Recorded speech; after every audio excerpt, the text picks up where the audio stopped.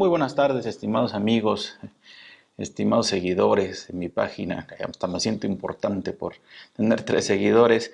Bien, como ustedes recordarán en los videos pasados, estamos revisando el tema del metabolismo. La ocasión pasada revisábamos cómo a partir del piruvato se produce una molécula de acetilcoenzima A mediante una reacción de descarboxilación mediada por la piruvato del complejo de la piruvato descarboxilasa.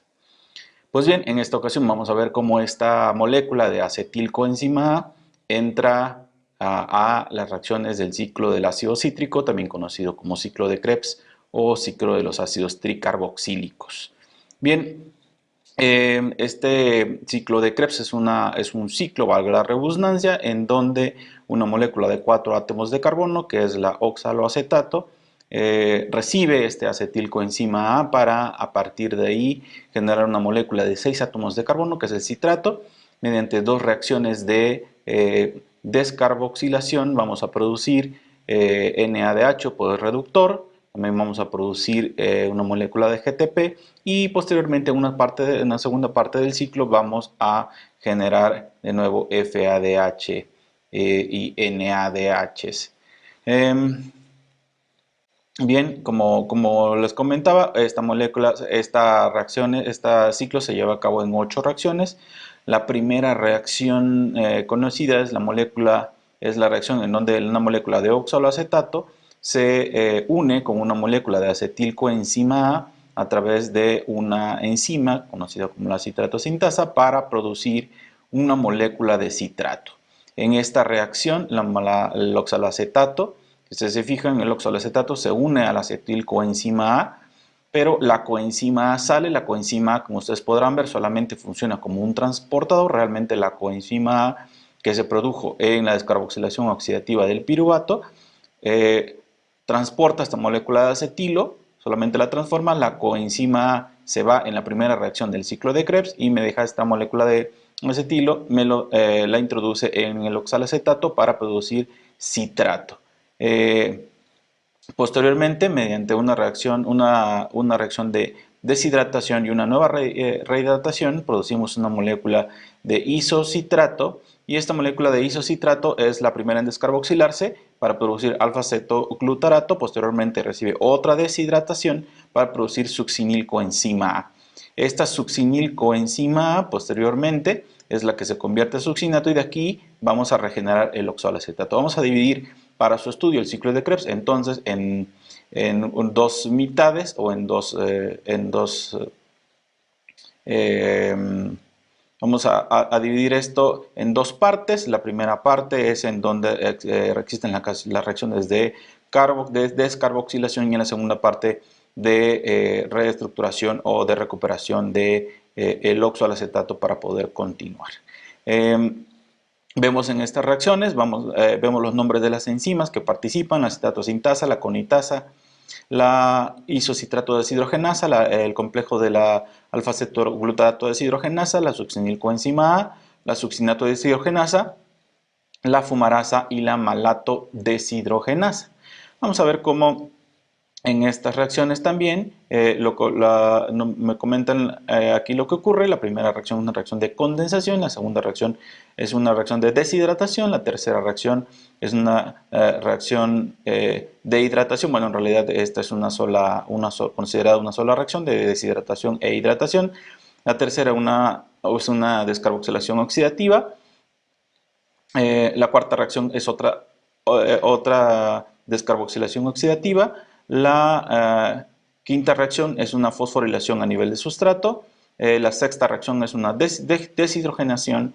La séptima es una hidratación y la octava una deshidrogenación. Estas son las reacciones que se llevan a cabo en el ciclo de Krebs.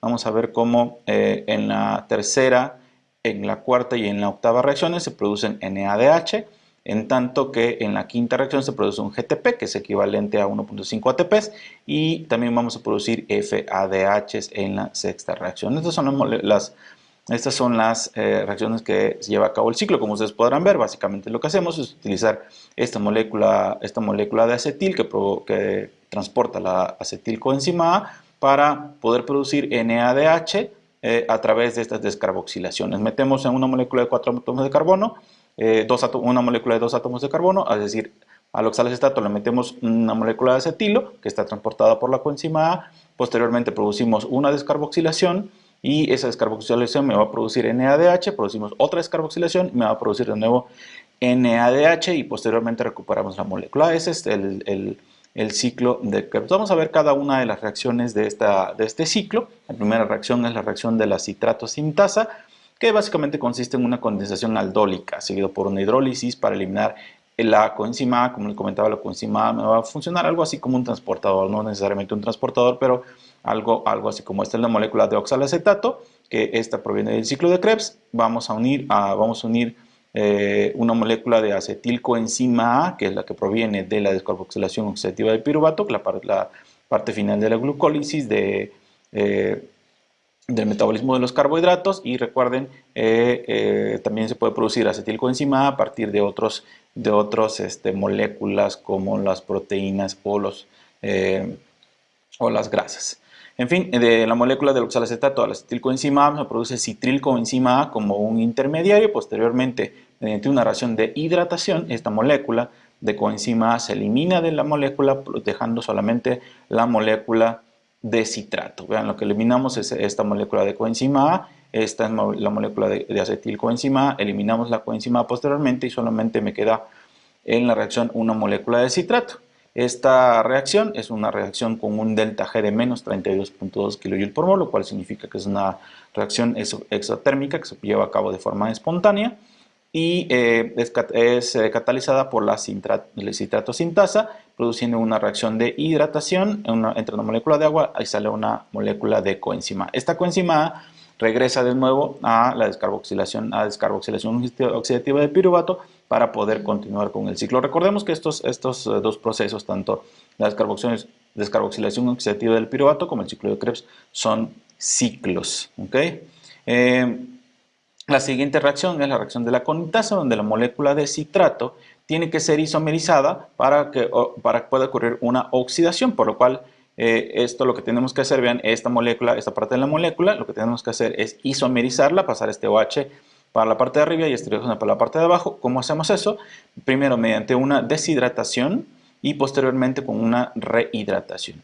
Deshidratamos y eliminamos esta molécula de agua, lo deshidratamos, esta molécula se reforma para formar esta molécula de cisaconitato, de citrato a cisaconitato, volvemos a rehidratar y entonces a través de esta enzima aconitasa pasa esta molécula de OH, la pasa para arriba y el hidrógeno la pasa para abajo, haciendo esta isomerización. Esta es la forma que tiene la cisaconitato para poder llevar a cabo esta isomerización. ¿Okay? Entonces, la molécula de citrato se convierte a isocitrato, teniendo como el cis-aconitato como un intermediario. Estas son reacciones que son reversibles ambas, y el delta G0' de la reacción es de 13.3 kJ por mol. Vamos a continuar, no vamos a revisar tanto las estructuras de las enzimas, no es el objeto de esta plática. La reacción de la isocitrato deshidrogenasa es la siguiente reacción. En el intermediario de la reacción, el oxalosuccinato es un beta-cetoácido, ¿okay? Que se va a descarboxilar espontáneamente en el sitio activo de la enzima. Tenemos la molécula de isocitrato, la molécula que formamos en la reacción anterior. A través de una molécula de la entrada de una molécula de NAD vamos a deshidrogenar esta molécula, vamos a sacar dos hidrógenos, vamos a sacar estos dos hidrógenos y me va a quedar esta molécula de oxalosuccinato. Sacamos este hidrógeno y de esta manera nos queda la molécula de oxalosuccinato. Este oxalosuccinato en el sitio activo de la enzima se va a descarboxilar de forma espontánea y entonces vamos a sacar este grupo carboxilo, lo vamos a sacar de la molécula y me va a quedar esta molécula denominada alfa-cetoglutarato. Esta reacción es catalizada por la isocitrato deshidrogenasa, entra una molécula de NADP y, perdón, NAD y sale una molécula de NADH, o también puede entrar NADP y salir NADPH, más un hidrógeno. El voltaje de esta reacción es de menos 20.9 kJ por mol. También sale una molécula de dióxido de carbono, que es la que se descarboxila, produciendo alfa-cetoglutarato. El alfa-cetoglutarato es catalizada hasta succinilcoenzima A y llevada a succinilcoenzima A. Esto es a través de la reacción de un complejo multienzimático del alfa-cetoglutarato deshidrogenasa. Este complejo funciona de forma muy similar a la descarboxilación oxidativa del piruvato, que solamente la única diferencia es una de las enzimas que lo forman, pero vean cómo es la molécula de alfa-cetoglutarato. Cuando entra una molécula de NAD, la coenzima TPP, FAD y lipoamida, recuerden que todas estas las teníamos en el complejo de la piruvato descarboxilasa, me va a producir succinilcoenzima A. Vamos a lograr que se una la coenzima A a esta molécula, produciendo una descarboxilación más una molécula de NADH. El delta G de esta reacción es de menos 33.5 kJ por mol y es catalizada por el complejo de la alfa-cetoglutarato deshidrogenasa. Les decía que esto es un complejo muy similar, actúa de la forma igual que actúa la piruvato descarboxilasa. Y la única diferencia, decía, se encuentra en la enzima 1, en vez de tener la piruvato deshidrogenasa, aquí tenemos la alfa-cetoglutarato deshidrogenasa. Es lo mismo, nada más cambia esta reacción. La enzima 2, que es la misma, la dihidrolipoil transuccinalasa, y la dihidrolipoil deshidrogenasa, que es la enzima 3.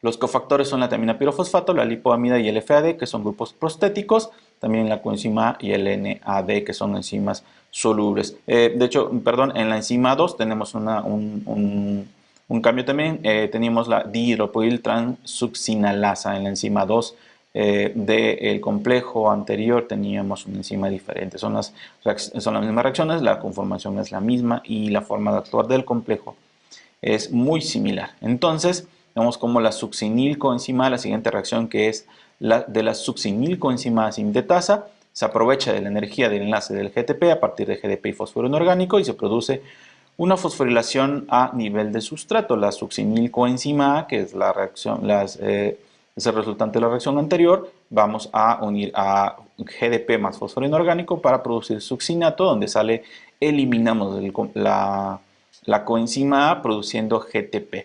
Esta reacción tiene un punto interesante. Vemos cómo entra una molécula de GDP y un fósforo inorgánico y al final sale un GTP. Esto pudiera parecer raro, pero ahorita vamos a revisar un poco más. Esto es catalizada por la succinilcoenzima sintetasa. El delta G de la reacción es de menos 2.9 kJ por mol. Entra succinilcoenzima y sale succinato, eliminando la coenzima A.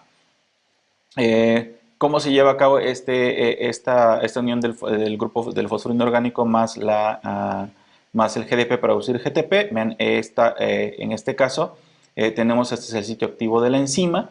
En el sitio activo de la enzima tenemos esta histidina que va a unir, vean cómo es el fósforo va a unir directamente a el carbono 1, ¿ya vieron?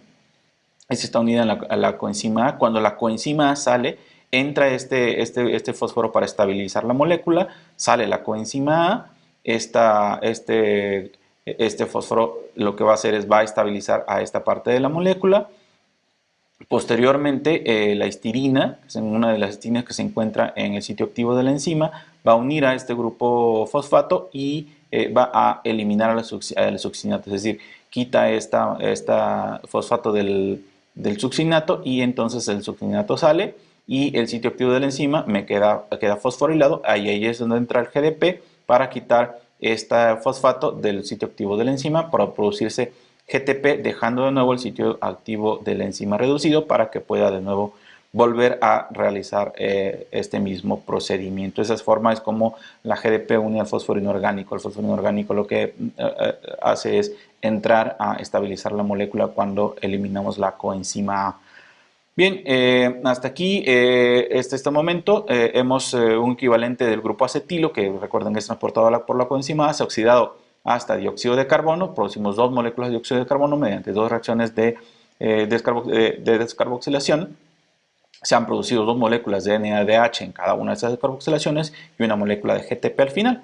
Para completar el ciclo, entonces, en la segunda parte del ciclo, lo que nos queda es regenerar el oxaloacetato que lo vamos a conseguir en tres reacciones. Hasta esta parte del ciclo terminamos la primera parte del ciclo del ácido cítrico, en donde la molécula de acetilo, una molécula de acetilo transportada por el dióxido de carbono, perdón, por la acetilcoenzima A, que se unió a una molécula de oxaloacetato para producir citrato, se descarboxiló en dos ocasiones y lo que nos queda en el ciclo es regenerar el oxaloacetato.